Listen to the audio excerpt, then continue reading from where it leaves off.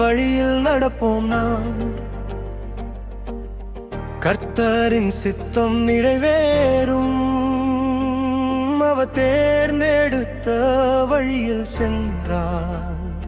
ஆசீர்வாதம் நம்மை சேரும்.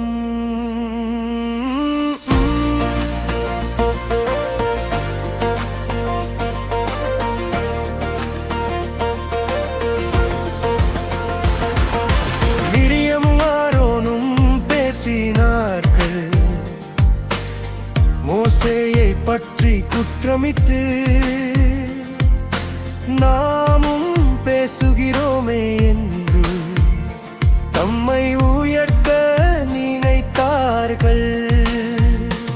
ஆனால் கர்த்தர் கேட்டார். எல்லாம் அவர் நியாயம் வெளிப்பட்டது. மோசே தாழ்மையோடு இருந்தார். அவர் மனம் தேவனுக்கே சொந்தம்.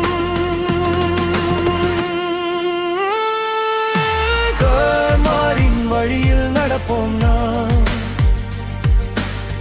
கர்த்தரின் சித்தம் நிறைவேறும். அவர் தேர்ந்தெடுத்த வழியில் சென்றார்.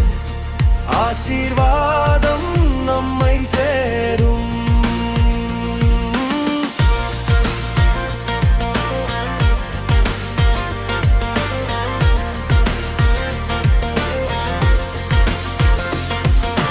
மேகத்தில் இறங்கி வந்தார்.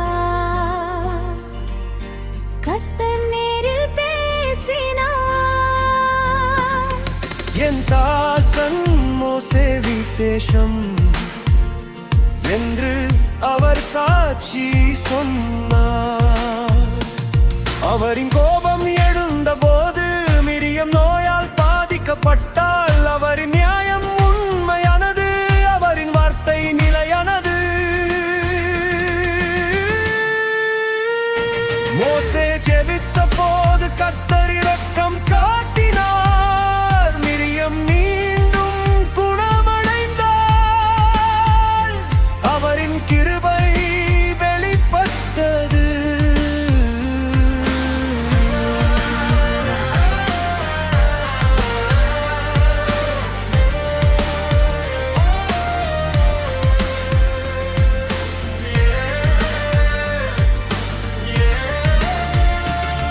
நாம் இன்று வாழ்வில் கூட தாழ்மையாய் நடக்க கற்போம். கர்த்தரின் முன் பணிந்து வாழ்ந்தால் வாழ்வு உயர்ந்து நிறையும். தாழ்மையின் வழியில் நடப்போம் நாம். கர்த்தரின் சித்தம் நிறைவேறும்.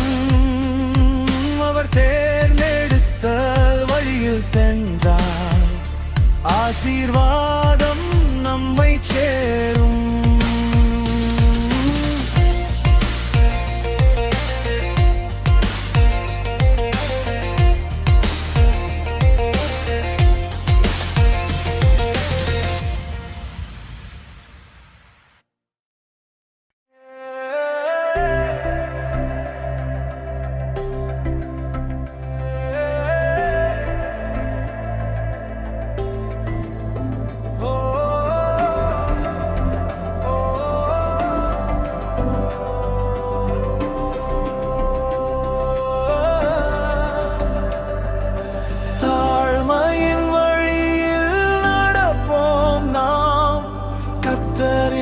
சித்தம் நிறைவேறும்.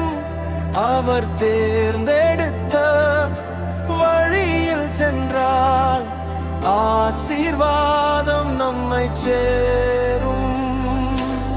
மிரியாமும் ஆரோனும் பேசினார்கள்.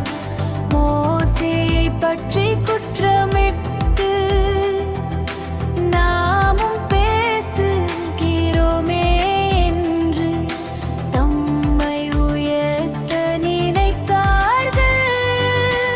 ஆனால் கர்த்தர் கேட்டார். எல்லாம் அவரின் நியாயம் வெளிப்பட்டது. மோசே தாழ்மையோடு இருந்தார். அவர் மனம் தேவனுக்கே